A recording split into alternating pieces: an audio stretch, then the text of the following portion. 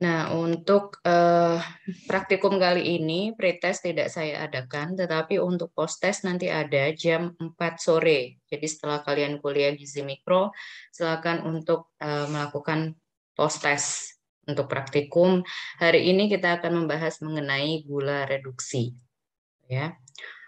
Untuk pelaksanaan praktikum seperti biasa, saya persilahkan kepada Mbak Istiani. Kak Isti untuk men-share bagaimana praktikumnya dan menjelaskan bagaimana praktikum gula reduksi. Kepada Mbak Isti, saya persilahkan. Baik, Bu Lia, terima kasih atas waktunya. Assalamualaikum warahmatullahi wabarakatuh. Warahmatullahi wabarakatuh. Waalaikumsalam warahmatullahi wabarakatuh. Langsung saja teman-teman, pada kesempatan hari ini kita akan praktikum penentuan kadar gula reduksi metode Nelson-Somogy. Videonya akan saya share berikut, bisa nanti teman-teman simak.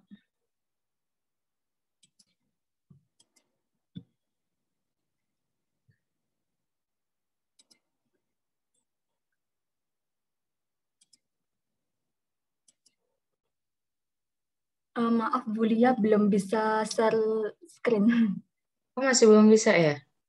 Iya. Saya jadikan host aja, Mbak Isti. Pakai yang praktikum itu ya Bu ya? Praktikum AZG. Nih, silakan Mbak Isti bisa share. Belum bisa. Udah jadi host, udah bisa kah? Yang praktikum itu Bu, yang praktikum AZG namanya. Soalnya saya pakai dua, yang satu pakai komputer. Soalnya komputernya nggak ada itunya. Oh, gitu. Audionya, iya. Kalau gitu tolong Pakai. saya dijadikan host lagi Mbak Isti. Karena ini iya. tadi setelannya hanya bisa host, co-hostnya lupa belum saya setel. Oh, kalau nggak yang AZG saya jadikan host aja.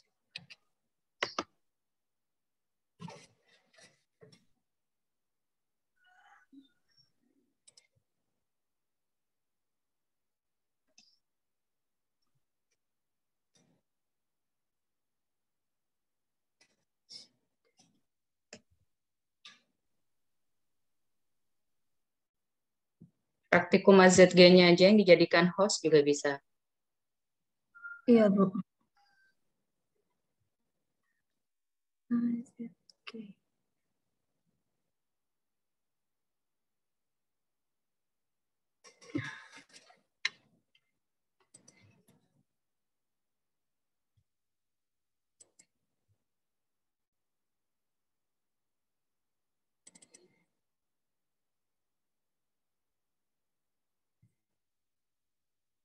Sudah terlihat teman-teman? Sudah Bu.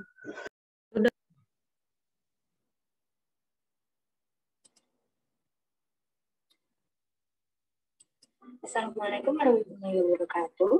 Pada hari ini kita akan praktikum penentuan gula reduksi metode Nelson-Somogy. Alat dan bahan yang kita gunakan pada praktikum kali ini adalah sampel.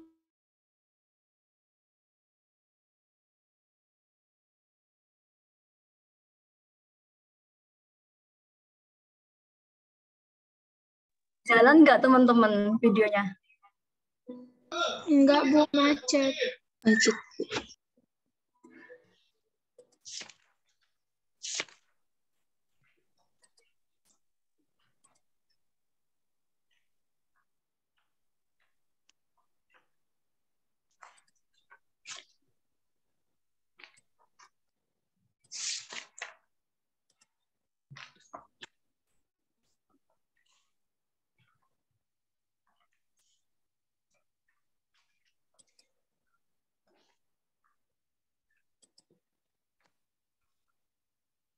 Ya.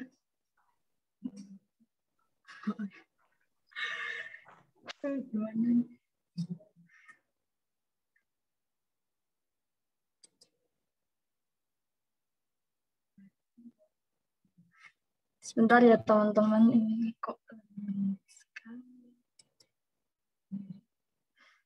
ada sih.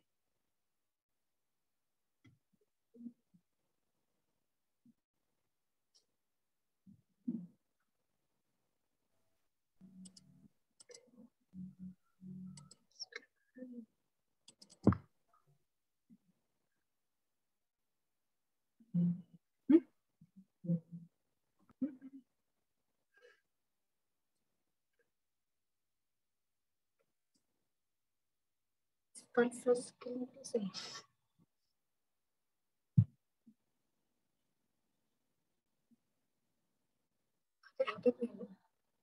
Belum keluar ya?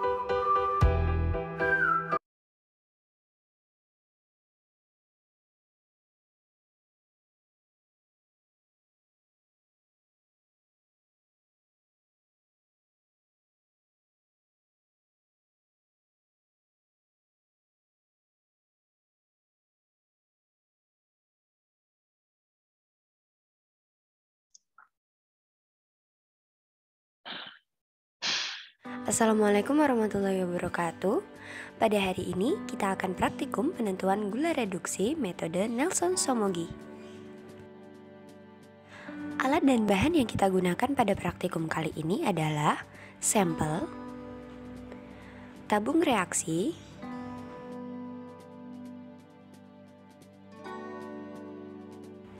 mikropipet,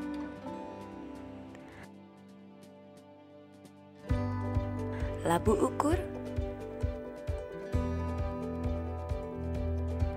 beker gelas, aquades,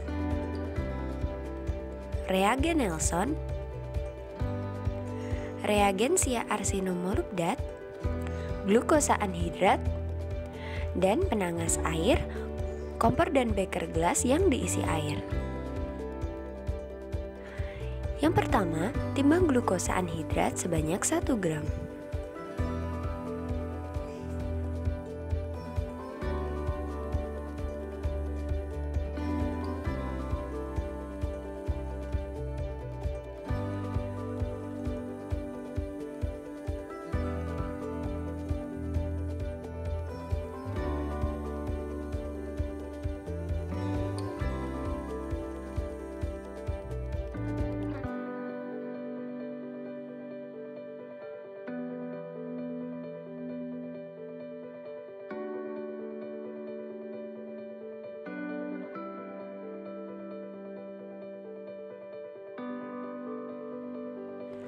Larutkan glukosa anhidrat ke dalam 100 ml aquades.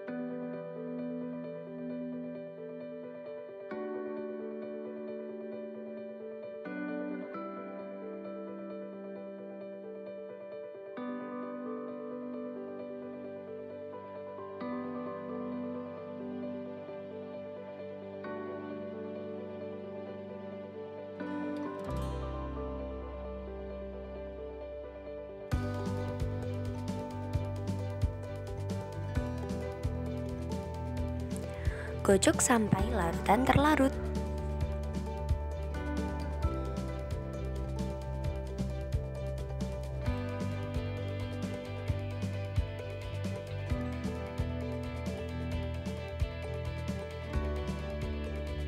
Selanjutnya, persiapan sampel. Sampel menggunakan minuman kemasan rasa jeruk. Yang pertama, sampel dijernihkan menggunakan PB asetat dengan pengenceran 5 kali.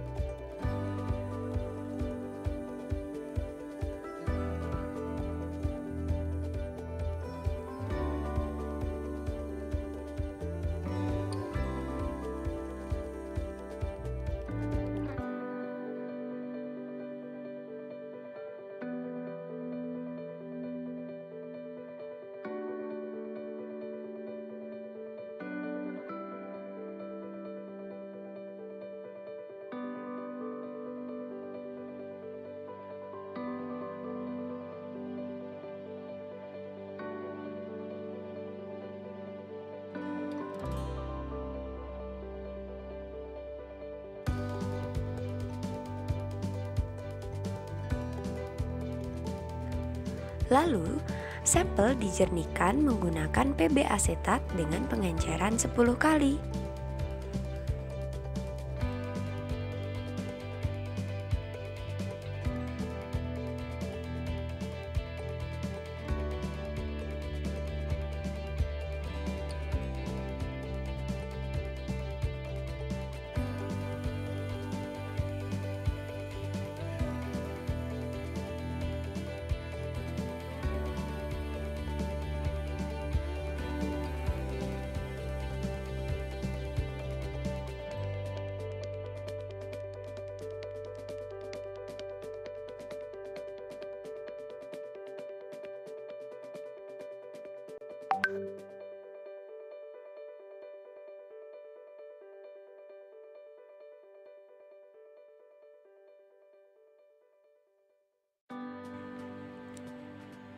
Lalu, sampel dijernihkan menggunakan PB asetat dengan pengenceran 100 kali.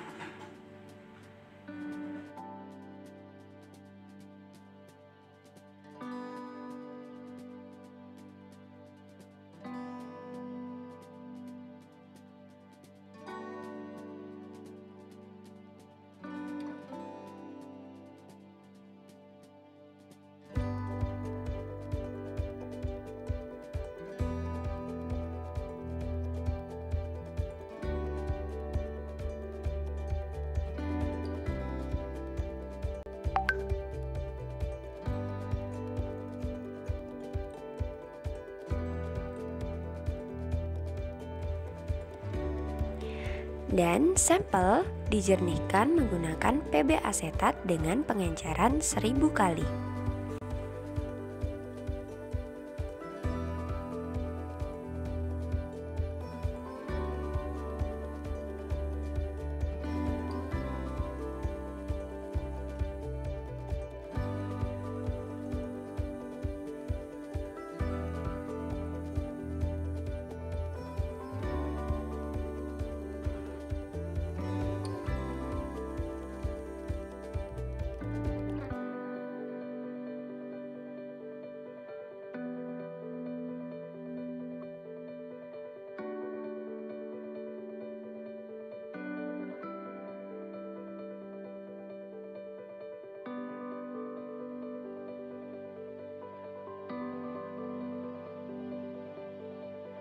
Kemudian buatlah kurva standar dengan memasukkan larutan glukosa anhidrat ke dalam tabung reaksi sejumlah 6 tabung. Tabung pertama diisi dengan 0 ml, tabung kedua 0,2 ml, tabung ketiga 0,4 ml, tabung keempat 0,6 ml, tabung kelima 0,8 ml, dan tabung keenam 1 ml.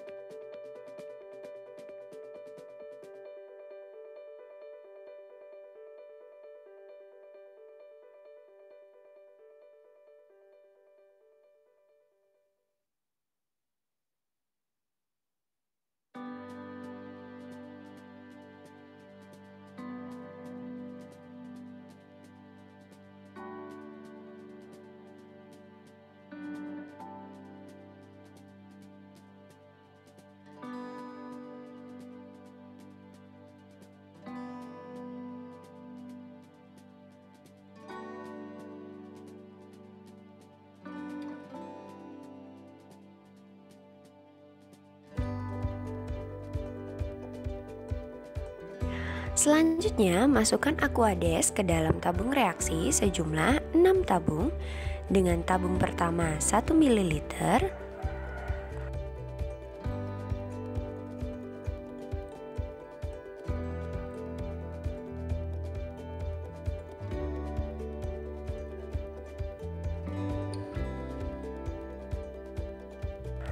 tabung kedua 0,8 ml,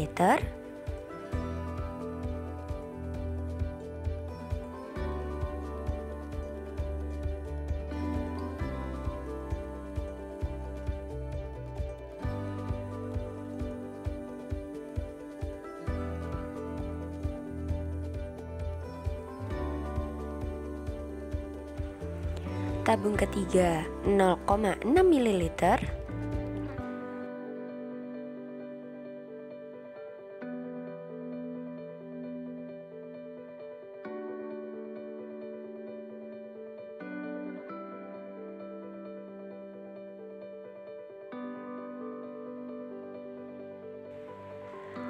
tabung keempat 0,4 ml,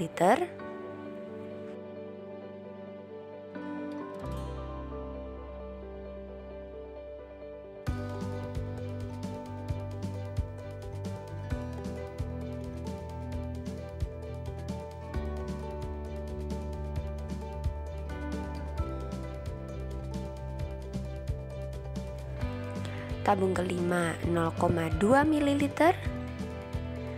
dan tabung keenam 0 ml.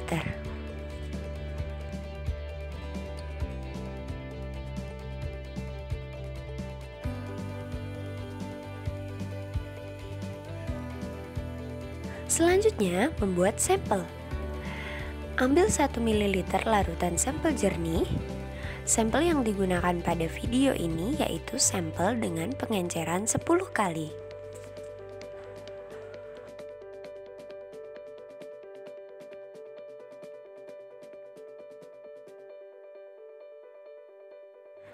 Tambahkan 1 ml reagen cyanalson ke semua tabung, baik yang standar maupun yang sampel.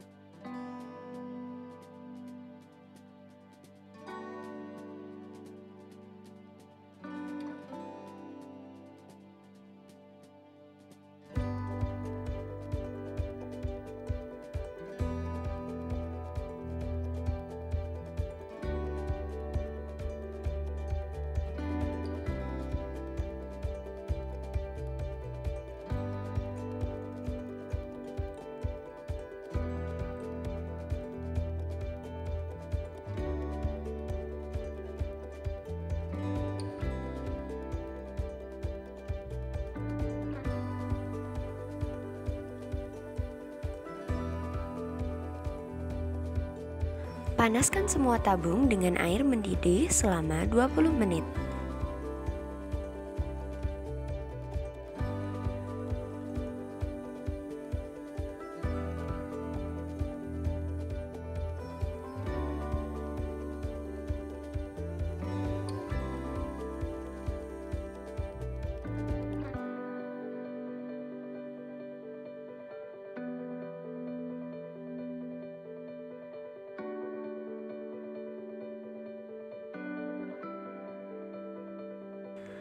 Setelah 20 menit, angkat semua tabung.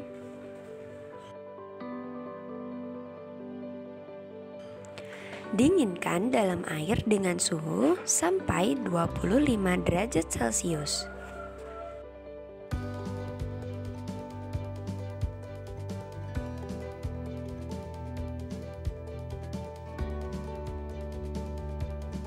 Tambahkan 1 ml reagen arsenomolubat pada masing-masing tabung.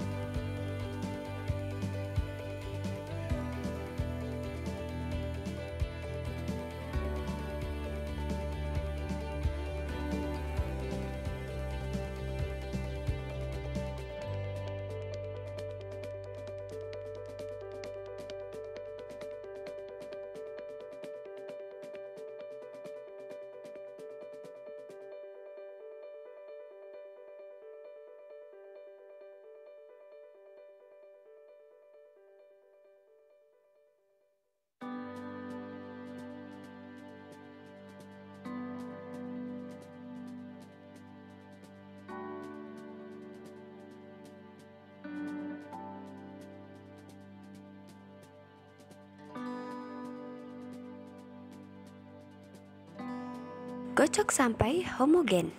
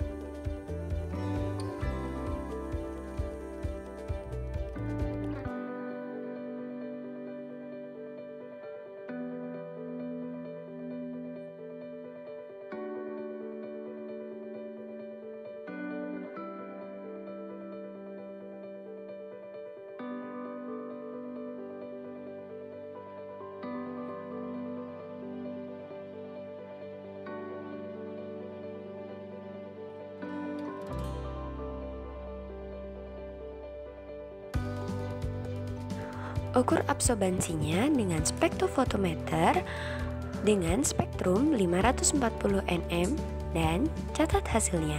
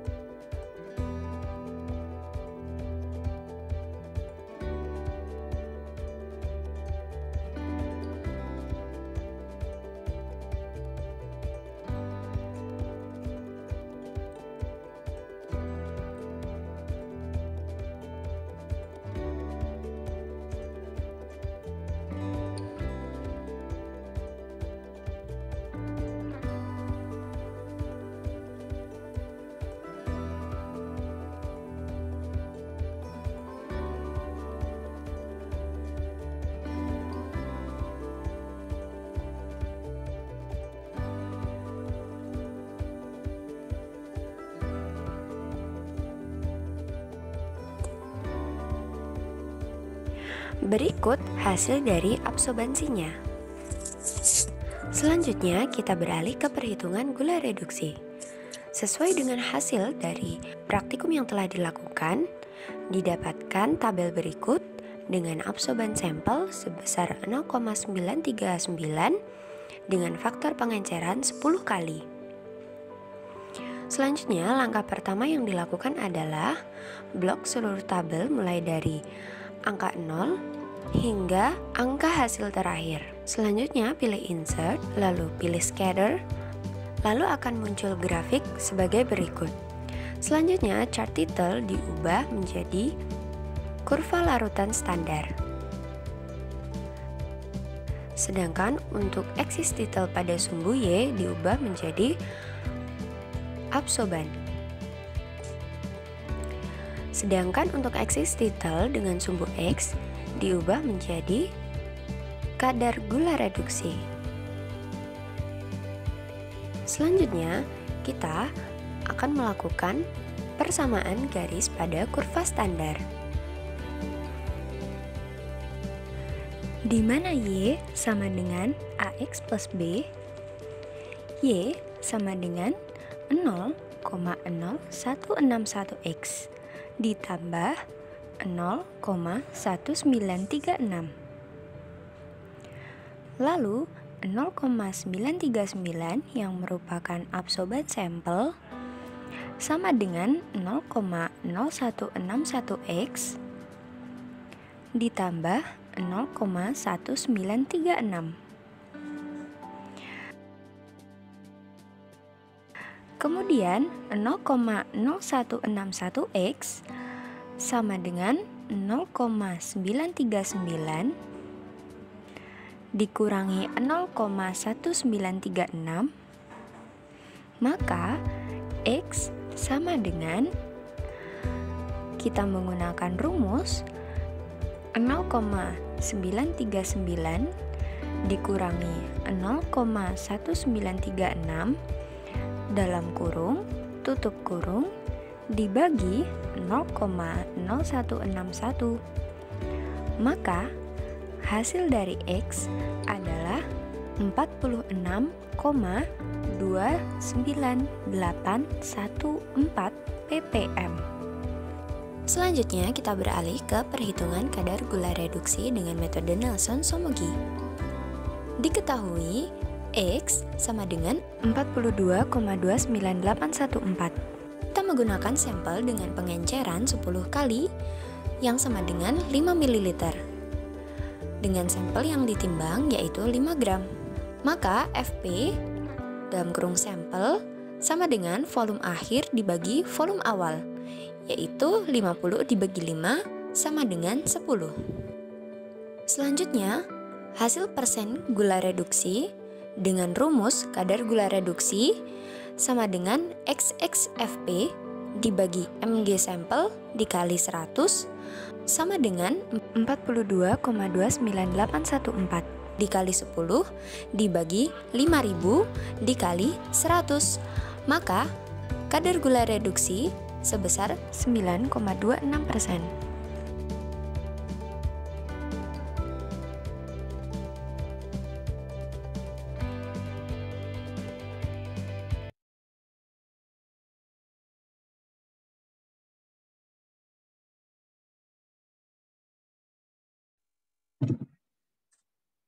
Nah, itu tadi teman-teman untuk video gula reduksi, dan ini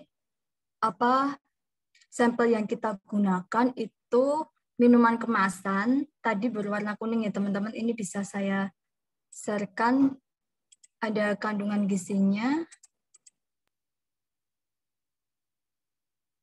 Nah, ini teman-teman sampel yang kita gunakan. Ini karbohidrat totalnya kalau di di sini 10%. Itu tadi teman-teman untuk praktikum kadar gula reduksi metode Nelson-Somogyi. Mungkin ada yang ingin ditanyakan atau ada yang perlu diklarifikasi.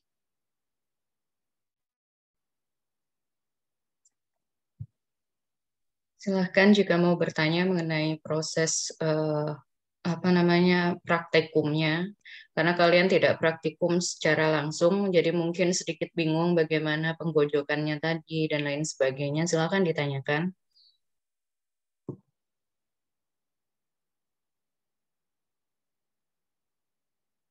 Kenapa kok harus diulang berkali-kali? Kira-kira kenapa?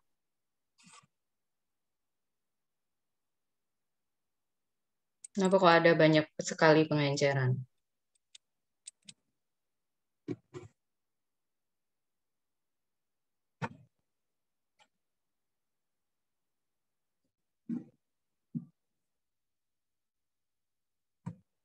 Ada yang bisa jawab?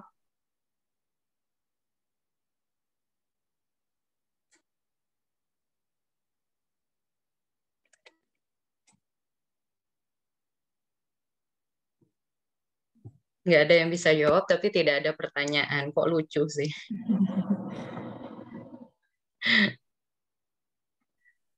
Disuruh tanya, nggak ada yang tanya. Disuruh jawab, nggak ada yang jawab. Terus praktikumnya apa? Nonton bersama.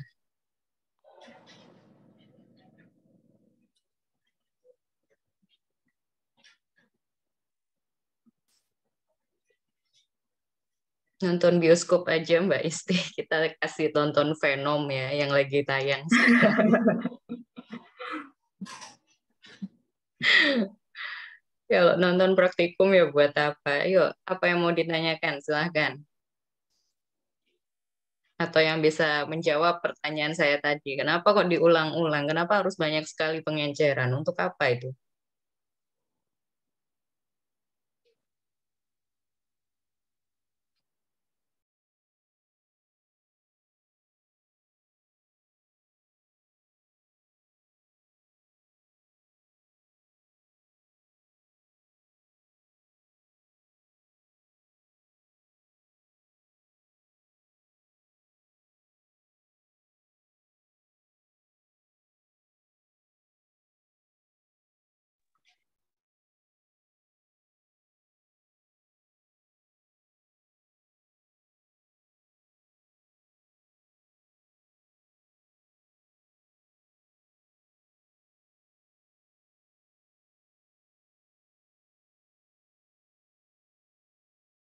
Nana, sudah ada pertanyaan?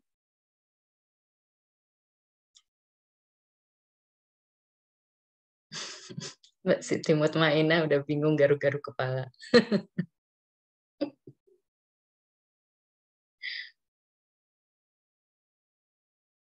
Kenapa kira-kira tadi kok Mbak Isti mengulang-ulang seperti itu? Kenapa kok harus berkali-kali pengenceran? Untuk mendapatkan apa sih tadi pengenceran itu?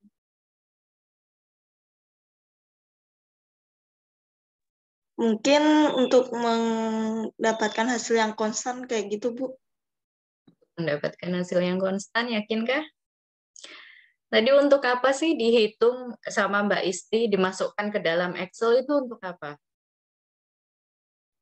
Mencari grafik ini, Bu. Grafik. Grafik. Lah, kalau cuma satu kali pengenceran, kira-kira bisa nggak kita mendapatkan grafik? Nilai Mungkin, X tadi. Mungkin nggak bisa, Bu. Makanya perlu beberapa kali ini. Nah itu, makanya kalau menyimak sesuatu itu menyimaklah yang secara keseluruhan, benar-benar disimak. Jadi kalian tahu apa gunanya. Sebenarnya kan gampang kan, berapa kali diencerkan lah. Kalau emang cuma satu, kira-kira bisa nggak ya saya mendapatkan sebuah kurva? Kalau kurva kan pasti beberapa kali. Nah, untuk mendapatkan nilai X, maka tadi pengencerannya dilakukan berkali-kali. Ya, bukan hanya untuk mendapatkan nilai konstan, tetapi untuk mendapatkan X-nya, nilai X-nya. Ya. Sehingga kita bisa menghitung kadar. Kalau X-nya nggak ketemu, kira-kira gimana caranya mencari kadar? Tadi kan rumusnya harus ada X-nya.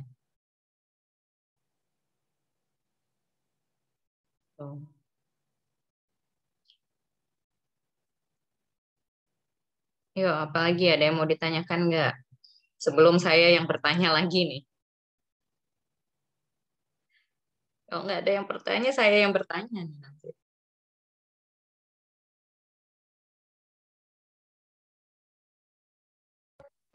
Ibu mau tanya, kenapa pengencerannya 5 kali, 10 kali, 100 kali? Apakah bisa berbeda dari angka tersebut? Gimana Siti Mutmainah? Sorry, suaranya. Kenapa pengencerannya 5 kali, 10 kali, 100 kali? Terus kemudian yang dipakai 10 kali. Oke. Kenapa kok diencerkannya ada 5 kali, 10 kali, kemudian 100 kali? Mbak Isti mau mencoba menjawab?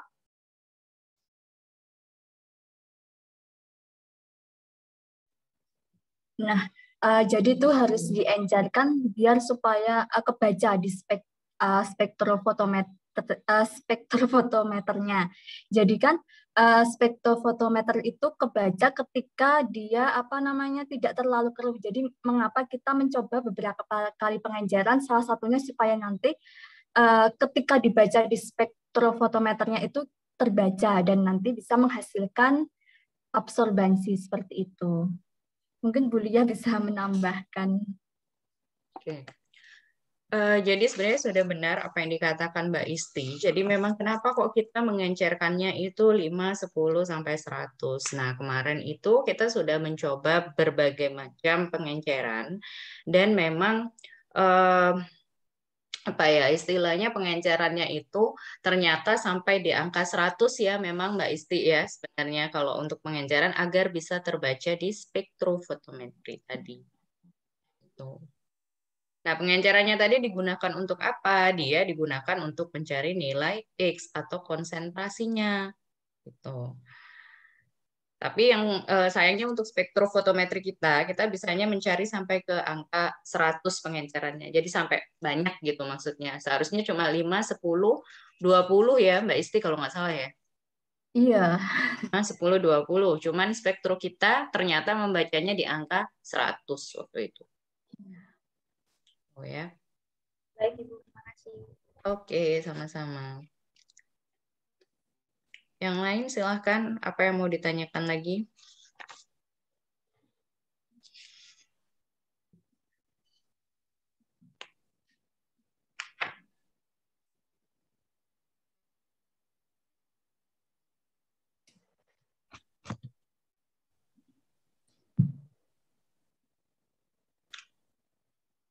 Absorbansinya tadi berapa sih kita? Nggak ada yang tanya, tak tanyain aja. Absorbansinya berapa tadi kita spektronya? Lambdanya berapa panjang gelombangnya? 540 bukan ya Bu? 540. 504. Oke.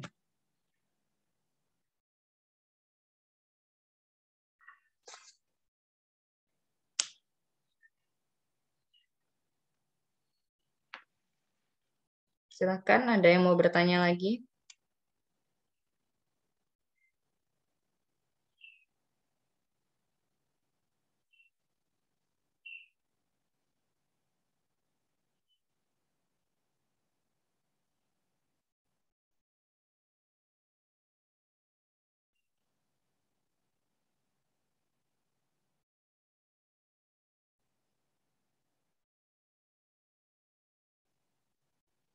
Nggak ada.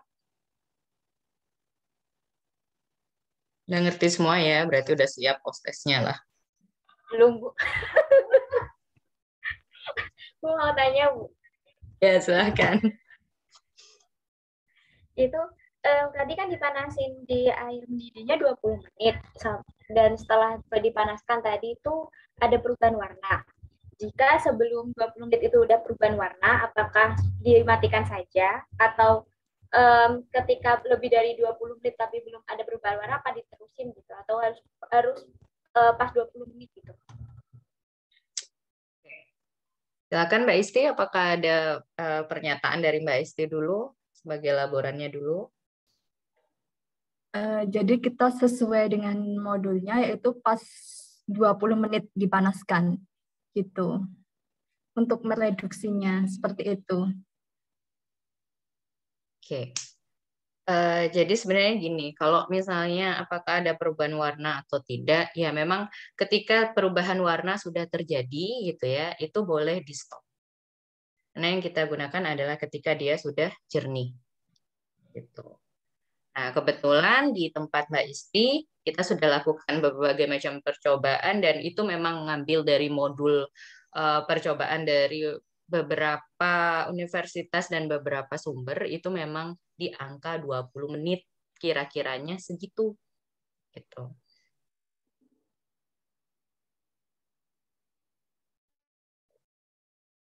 Ada lagi yang mau ditanyakan?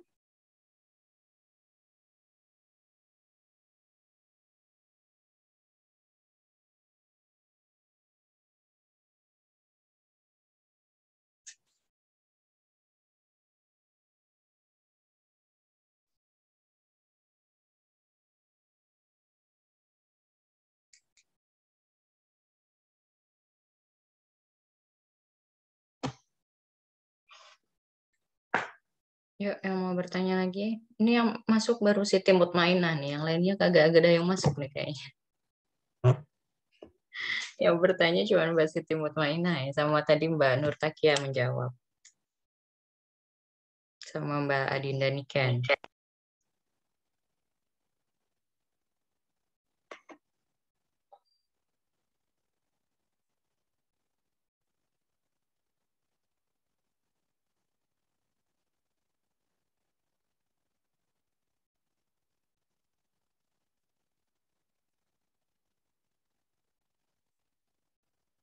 Silahkan, ada pertanyaan lagi?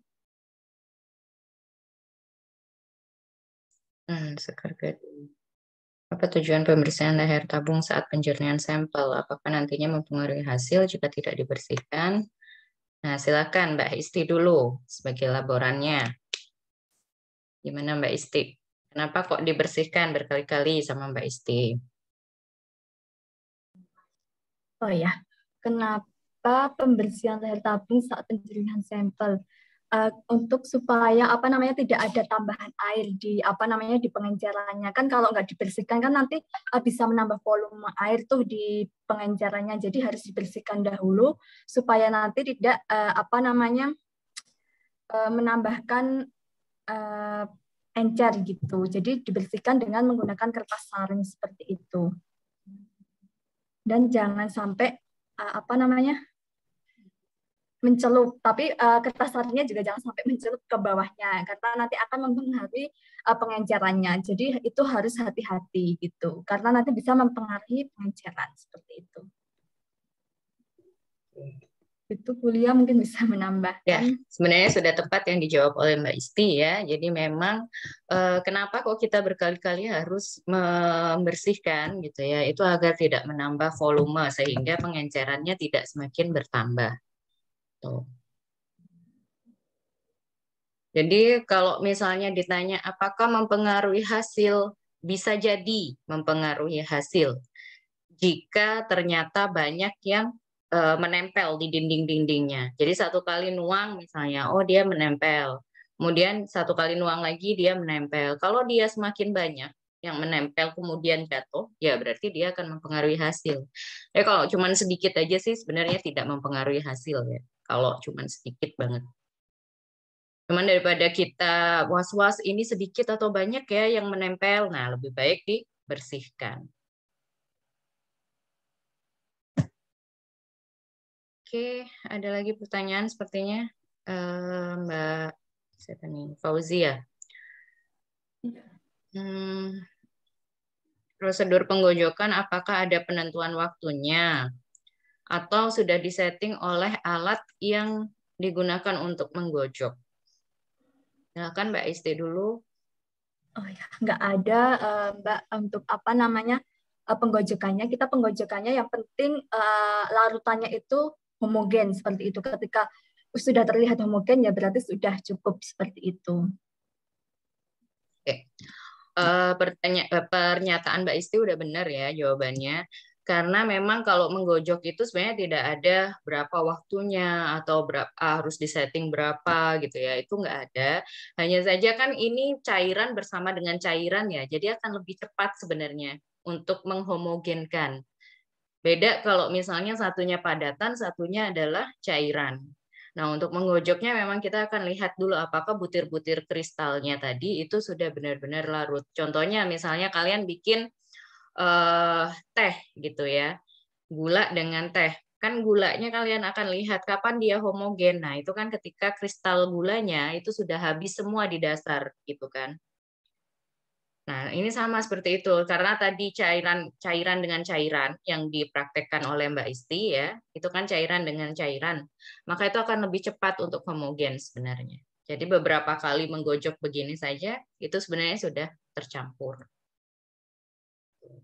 atau udah homogen. Jadi tidak ada batasan waktunya ya Mbak Fauziah ya.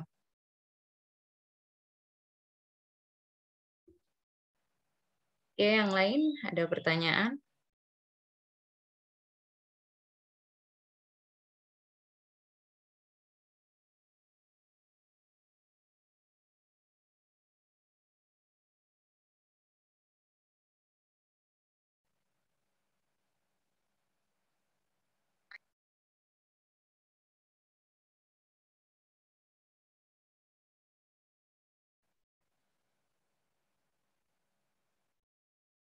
Yang cowok-cowoknya belum bertanya sama sekali. Mas Andre mungkin mau bertanya? Atau Dava?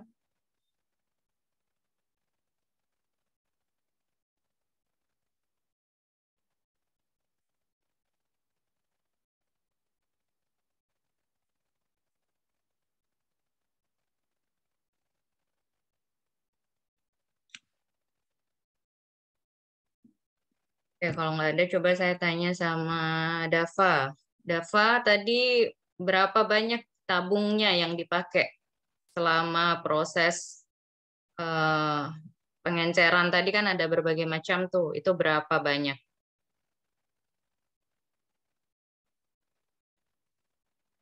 Dava? 10, Bu. 10? Mbak Isti benar 10 kah? Untuk pengencerannya tadi? Belum tepat. Belum tepat. Tuh, Mbak Isti loh yang ngomong. Kan yang mengerjakan Mbak Isti. Jadi Mbak Isti yang hafal berapa.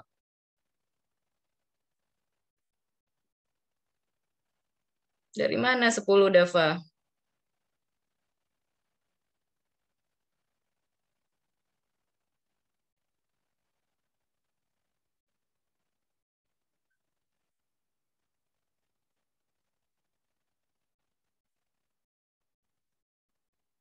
Dava dapat dari mana 10?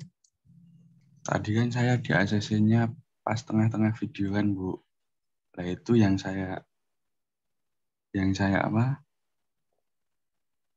Yang saya tangkap itu pada membuat sampel dengan pengenceran 10 kali dengan mengambil sampel Nielsen reagen gitu, Bu. Itu 10 miligram sepertinya ya Mbak Isti ya. Bukan 10 tabung ya. Iya, 10 miligram. Jadi bukan 10 tabung, Dava. Dava kemana? Kok baru tengah-tengah gabung? Belum di ACC tadi, Bu. Belum di ACC. Saya sudah mau ACC dari jam 8 sampai jam 8 lewat 7 menit sebenarnya tadi. Berarti Anda terlambat ya.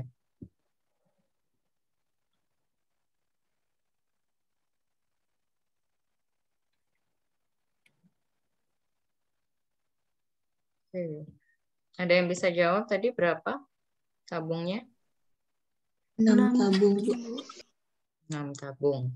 Betul Mbak Isti? 6 tabung kalau yang apa namanya? Yang standar. Kalau ditambah sampel berarti totalnya ada 7 tabung. Tabung ya. Iya. Oke. Berarti menyimaknya kurang ini ya. Kurang apa istilahnya? Kurang detail ya. Kalau menyimak analisa zat gizi itu benar-benar harus detail. Kenapa? Karena itu nanti semua berkaitan satu dengan yang lainnya. Berapa miligram, berapa ini, berapa itu sebenarnya harusnya dicatat. Atau setidaknya kalian lihat di modul. Kalian kan sudah dapat modul sih. Di modul ada kan? Atau saya lupa tidak mencantumkan itu? Saya rasa sih ada di modul. Karena Mbak Isti melakukan itu sesuai dengan modul pastinya.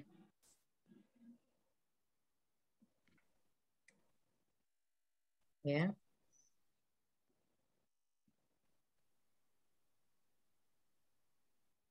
Oke, ada lagi pertanyaan? Ibu, saya izin bertanya. Kan metode Nelson-Somogy kan bisa digunakan untuk menentukan gula reduksi sama gula total kan? Nah, perbedaannya itu di apanya ya, Bu ya?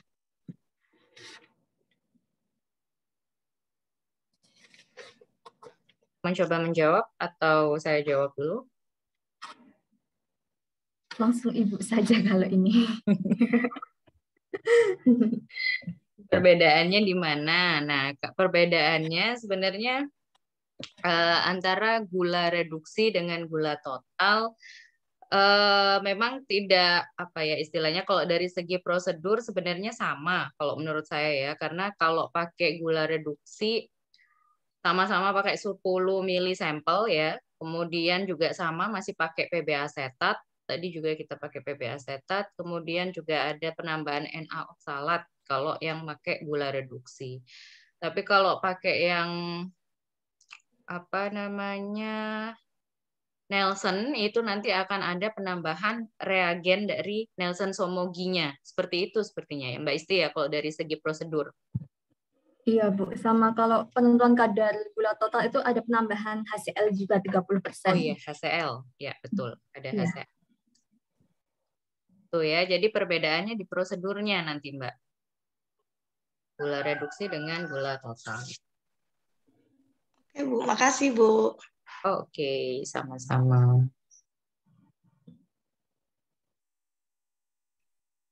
Ada lagi yang mau menanyakan sesuatu?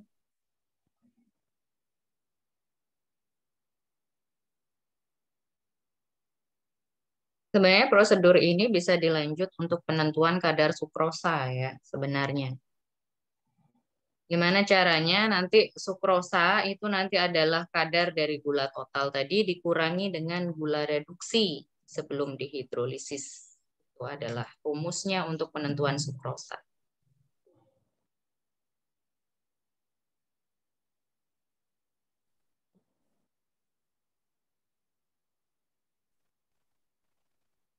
Ada lagi yang mau bertanya?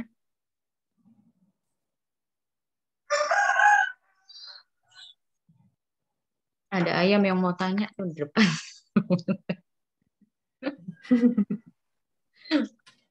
Sorry ya, depan rumah tuh soalnya melihara ayam banyak banget. Jadi kalau pagi dia selalu berbunyi.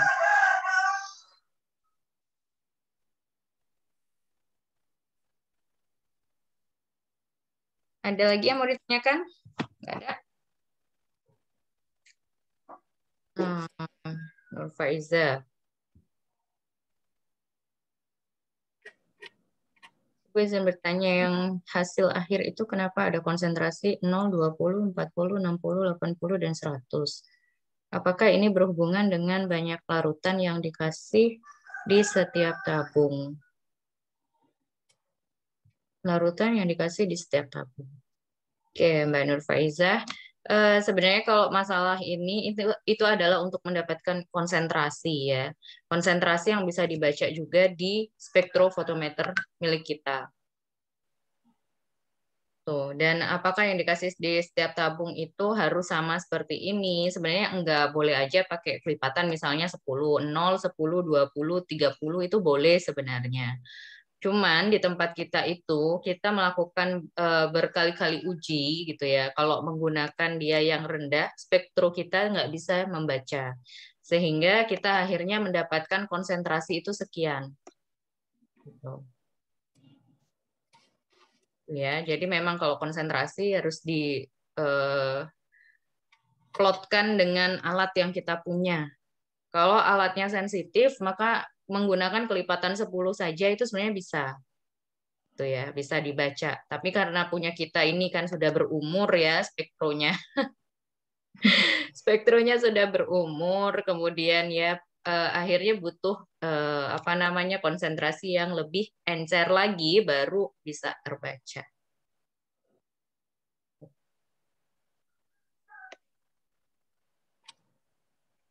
Itu Mbak Nurfaiza Jawardi.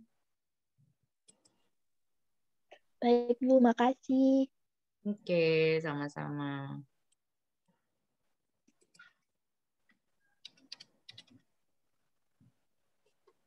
Ada lagi pertanyaan?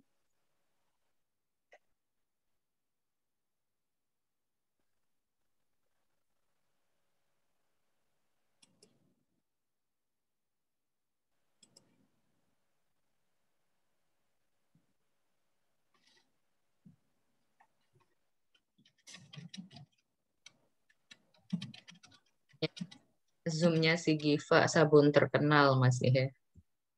Sabun terkenal nih apa, Giva?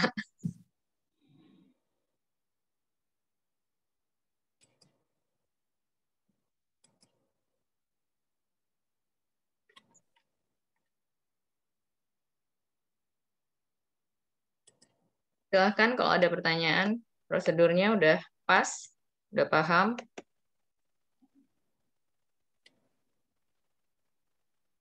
Udah paham, nanti selamat mengerjakan post-testnya, karena post-testnya berhubungan dengan prosedur-prosedur juga nanti ya. Pastinya apa yang kalian lakukan selama di praktikum itu yang akan dipost-testkan.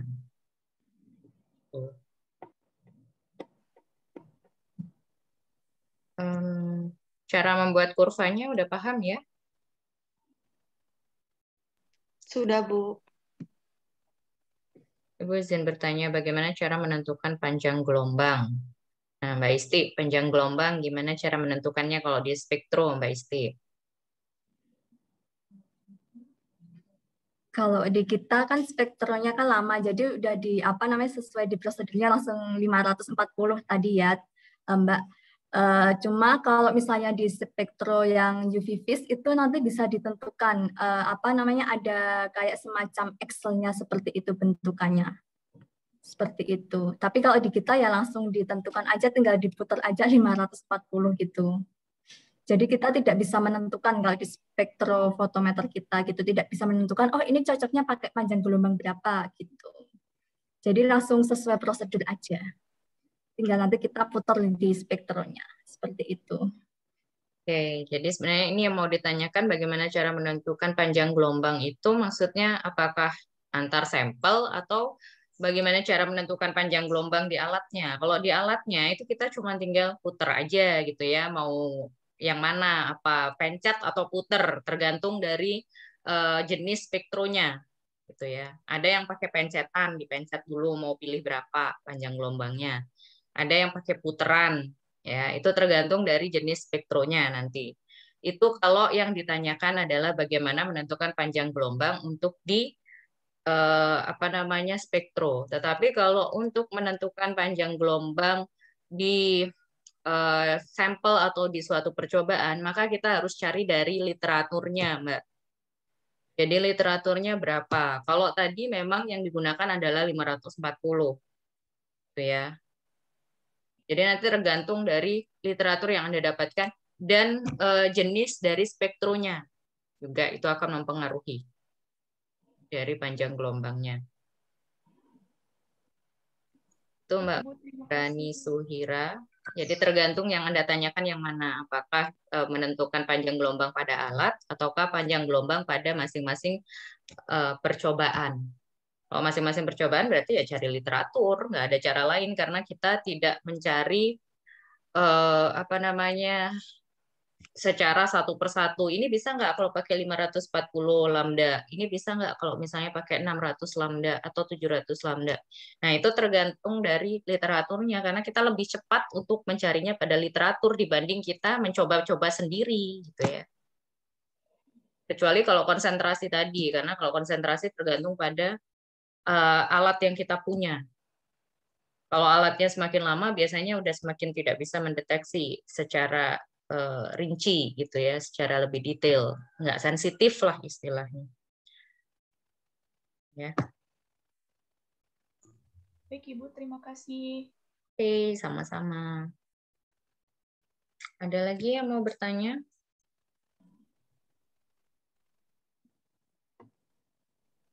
Udah cukup?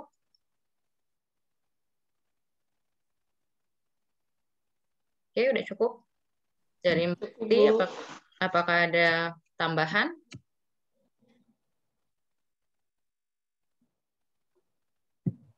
Ada tambahan nggak, Mbak Isti? Atau udah cukup? Mungkin kalau sudah cukup, kita cukupkan saja, Bu. Nanti videonya akan saya share seperti biasa di GJR bersama presensinya, seperti itu. Oke. Atau teman-teman ada klarifikasi lagi terkait videonya? Bu Lia mau izin menambahkan sedikit, Bu. Oke, boleh Mbak Mustika, Bu Mustika. Ya, cuma sedikit aja nanti terkait pembahasan di laporan sebenarnya. Apa namanya? Ini kan karena tidak praktikum langsung ya, teman-teman. Nah, tapi harapannya supaya tetap bisa paham prosedurnya bagaimana. Silakan nanti di laporan itu jangan lupa dibahas juga fungsi-fungsi reagennya itu sebenarnya untuk apa, kemudian fungsi perlakuannya tadi ya seperti sudah ditanyakan kenapa harus digojok, kenapa harus apa namanya diencerkan. Nah, itu fungsi-fungsi setiap perlakuan dan setiap reagen itu silakan dibahas.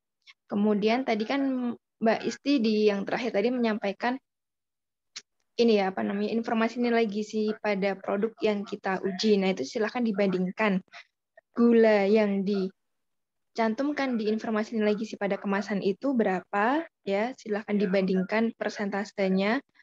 Kalau di situ kan ada berapa gram, nah itu silakan berarti dibikin persentase sesuai dengan takaran sajinya dia berapa.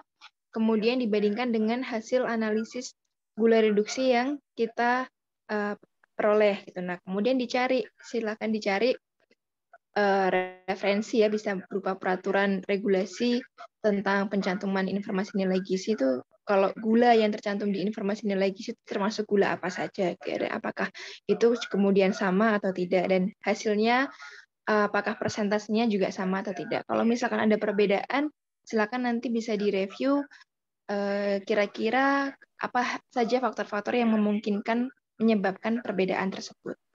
Itu saja sih Bu Lia, nanti bisa dibahas itu nanti di laporannya teman-teman. Terima kasih. Oke. Oke, baik. Terima kasih Bu Mustika. Namun sepertinya kalau untuk membandingkan nutrition fact-nya dengan percobaan kita kadar gula reduksi, saya rasa itu tidak bisa ya teman-teman. Jadi mungkin kalau untuk membandingkan dengan regulasi boleh silakan. Kalau tadi saran Bu Mustika itu sebenarnya bagus. Cuman sayangnya di Palpe Orange itu di produk kita itu tidak ada kadar gula reduksinya, tapi kadar gula total Bu Mustika. Sehingga agak susah juga kalau kita mau membandingkan apakah itu sama atau tidak gitu. Nah, itu mungkin dibahas saja kenapa kok tidak sama gitu ya. Itu aja mungkin lebih ke arah sana. Karena kalau membandingkannya nanti tidak bisa secara langsung apple to apple, maksudnya kadar gula reduksi pada produk dengan kadar gula reduksi pada percobaan kita. Karena itu memang nggak sama, karena yang satunya gula total ya, yang di Palpe Orange itu adalah gula total. Gitu kan ya Mbak Isti ya? Kalau nggak salah tadi gula total ya, bukan gula reduksi. Iya, gula total, terus karbohidrat total, terus ya. sama gula. Ya. Jadi mungkin tidak bisa apple to apple antara gula reduksi dengan gula reduksi pada sampel, tapi kalian bisa bahas mengenai regulasinya tadi. Ya.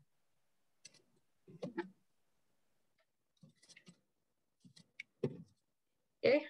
Ada yang mau ditanyakan lagi? Setelah diberitahu kisi-kisi pembahasannya oleh Bu Mustika?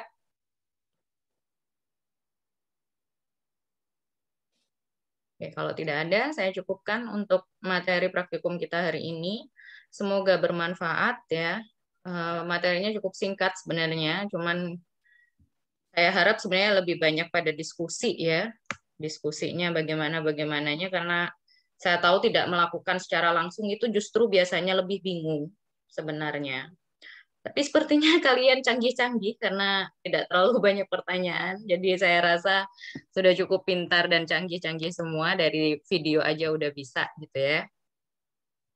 Oke, saya harap memang benar-benar sudah sesuai dengan kompetensi kalian nantinya adalah bisa melakukan itu. Walaupun tidak mempraktekkan secara langsung, tapi setidaknya bisa menjelaskan bagaimana sih prosedur dari gula reduksi, bagaimana sih pengaruhnya gula reduksi itu terhadap kesehatan, itu sebenarnya silahkan kalian bahas juga gitu ya.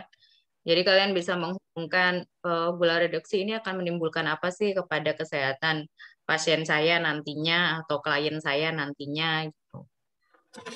Jadi seharusnya yang dibahas itu ke arah sana ya. Sama juga regulasinya, kalau kelebihan kadarnya itu seperti apa, apakah kadar yang tadi ditampilkan oleh Mbak Isti itu melebihi lambang batas gitu ya. Kalau nanti melebihi itu seperti apa dampaknya, kalau ternyata kurang apakah ada dampaknya gitu. Itu silakan dibahas sebenarnya. Cara membahas itu lebih detail gitu. Jadi kenapa saya tidak memberikan batasan-batasan sebenarnya agar kalian bisa membahas itu lebih luas. Saya ingin tahu, kalian mengeksplor praktikum kalian itu seperti apa, menghubungkan antar ilmu itu seperti apa.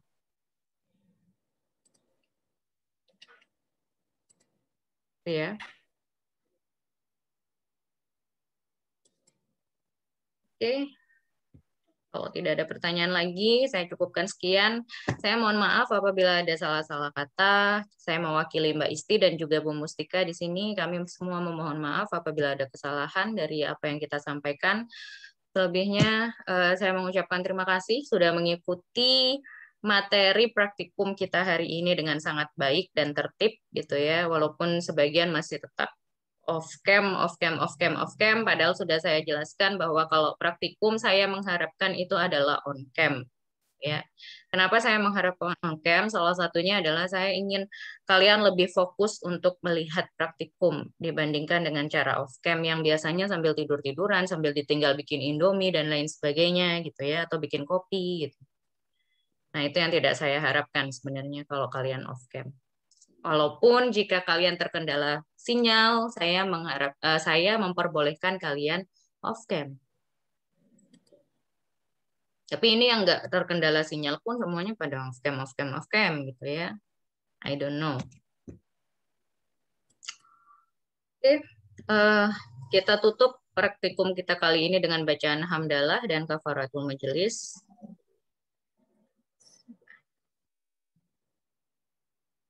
Baik, terima kasih. Boleh live dari Zoom, silahkan.